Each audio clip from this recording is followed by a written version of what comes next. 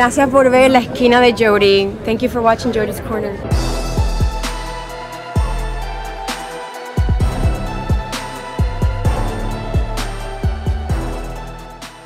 All right, YouTube, what's good? It's your boy Jody Joe. Welcome to Jody's Corner. We are here for the top 5 superhero movies of 2017, baby. Yeah! Welcome to the channel. This has been a long time coming. And we here. So there were 6 superhero movies released this year. You could count, the Lego Batman movie. I don't know. But let's keep it 100. I'm going to narrow this down to a top 5. So 6 superhero movies, top 5. That means one superhero movie is not going to make it on this list. Actually, I think I got every single last superhero movie on this list. In my opinion, there were only 5 superhero movies released this year. Factually, there were 6. But one of these movies that didn't make my list, that is going to be a dishonorable mention, goes by the name of Thor Ragnarok. Oh, you're mad? Well, Thor Ragnarok is not a superhero movie in my eyes. It is not a superhero movie. It is a bona fide comedy. And on those bases alone, doesn't categorize itself as a superhero movie. In my opinion, if it was a comedy list, it'd be at the top. Shit was funny as heck. Had a blast watching Thor Ragnarok.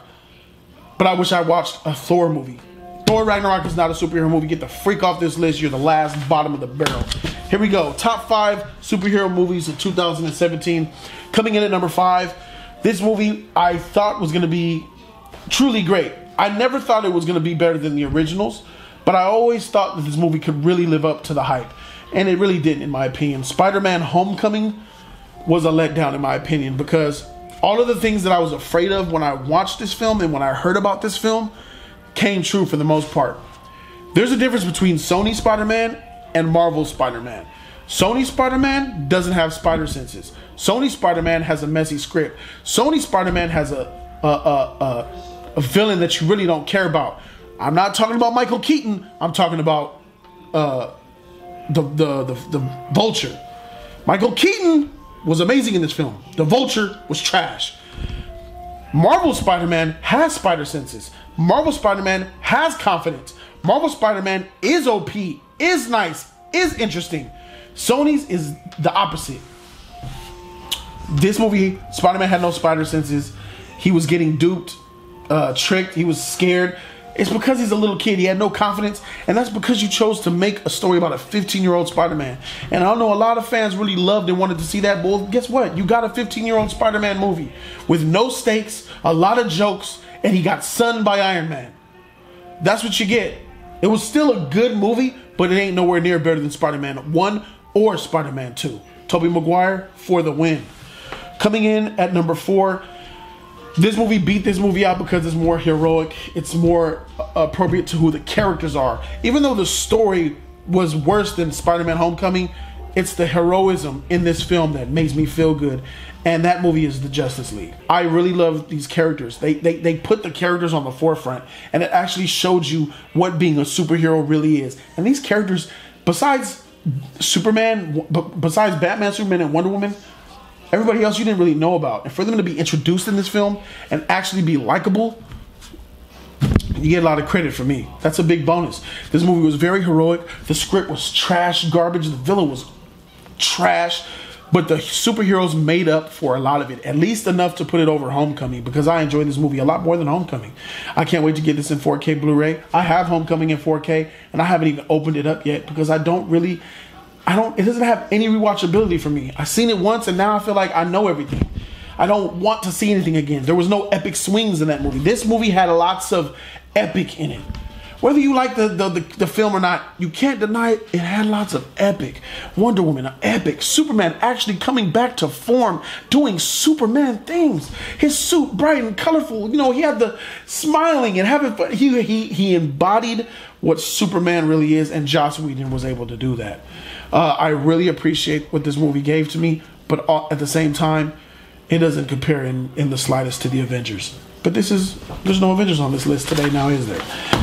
Moving into the top 3. If you guys seen my top 10 movies of all time list by now, you guys already know that number 3 is going to be Logan. Logan is a fantastic movie. It's dark, it's deep, it's sad, it's depressing, it's real, it's raw. It shows signs of hope. This movie, to describe it, is a pitch black, dark, stinky, smelly, sweaty, the smell of death and blood and grime and just foulness and just nothingness, with a match in the middle of it. There's just a match in the distance. You see the match, you see it. That's what this movie was to me. It is so damning and just sad.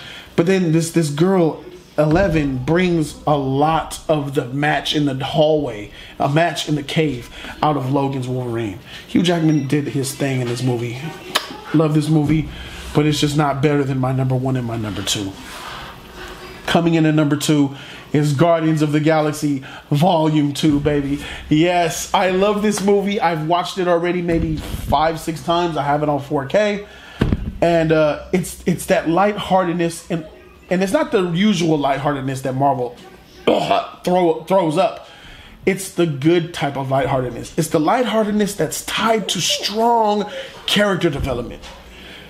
What they did with Yondu is amazing. This movie made me actually cry. I didn't even cry in Logan. Why didn't I cry in Logan? I don't really know. Maybe I'll put that for a video for another time. But Guardians of the Galaxy touched me, man. The father-son vibe, you know, between Yondu and Star-Lord was freaking dope. He may have been your father, but he wasn't your daddy. And because you know this, and it unravels, and it makes Guardians of the Galaxy Part 1 a little bit better when it comes to Yondu, because you start to see those things of those acts of love that Yondu showed Star-Lord. Not that story that he told Star-Lord, you're small, you can fit in the places, good thieving. Nah. It's an amazing movie, man. It gave us a lot about Rocket Raccoon, a lot about Drax, Gamora, and Nebula, Star-Lord. It gave us a lot of great depth. And that's what franchises need. They need characters that you love. That's the very same reason why Fate of the Furious is on number 8, going for number 9, because we love those characters. And whenever they go into another mission in another movie, we're going to show up because we love those characters. Guardians of the Galaxy Volume 2 is an epic movie, and that's number 2. And of course, I don't need to toot the horn, but you already know my girl Wonder Woman takes that number 1 spot, baby. Yeah! Wonder Woman, the number 1 superhero of 2017, hands down, easily, baby. Number 1, Wonder Woman deserves number 1 because of it's just the best movie that it was released this year to me. It was the most heroic movie released this year to me.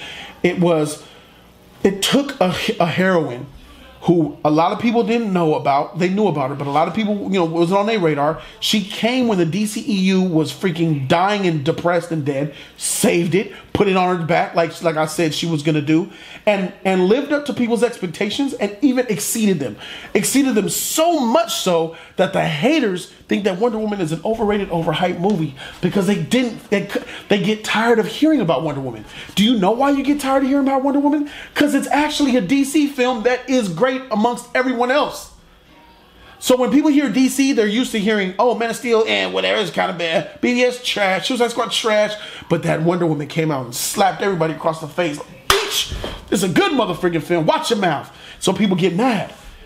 It's that type of movie. For a movie to come out of that darkness and actually just burst out with heroism. The character Wonder Woman went through so much depth in one film. She's very similar to Captain America. Because by the time Winter Soldier came out, Captain America was complete. I think that Wonder Woman is complete now. I think by the time Wonder Woman 2 comes out, she also will be complete. That's epic. Gal Gadot is Wonder Woman, and Patty Jenkins needs to forever. I don't care if there's 3 or 4 movies of Wonder Woman that come out. Patty Jenkins needs to forever direct Gal as Wonder Woman. She just has to do it. Because that duo, that chemistry they share, that real friendship and bond that they share, you can't mess with that. You really can't. That needs to stay complete, and I'm glad it's going to stay complete for Wonder Woman 2. This is the best superhero movie this year for me. Freak you if you don't respect my opinion. It is. You can have your own. A lot of people like that Logan. I do too. But Wonder Woman was a superhero movie. Logan, a little dark and depressing in my opinion. Still a great film, but there's nothing more admirable than a hero. that makes your eyes go like this. Oh my God, I felt like a kid watching it. I felt so good about myself. I left the theater feeling good. I left the theater feeling proud. I left Logan feeling sad and depressed and like something was taken from me. That's a good thing, but it's also a bad thing, if you know what I'm saying. When I think of Logan, I get depressed. When I think of Wonder Woman, I feel inspired. Why would that's not, you don't get that every day. And that's easily, not to mention that it was a beautifully told story and it was gorgeous. This was a great film, and it didn't throw the woman in your face like, women win. It was just a good film across the sexes. It didn't male bash. It didn't women. It was just all about equality, and that's what Wonder Woman stands for. That's my top 5. Put down your top 5 in the comment section. Let me see them. Bring them out. I want to see them. Put in the comment section. Subscribe to Jody's Corner if you guys like the list. If you guys like the content only. If you ain't feeling me, please don't subscribe. I want people down for that real up in here. I'm Jody Joe, and I'm out this thing, man. Deuces.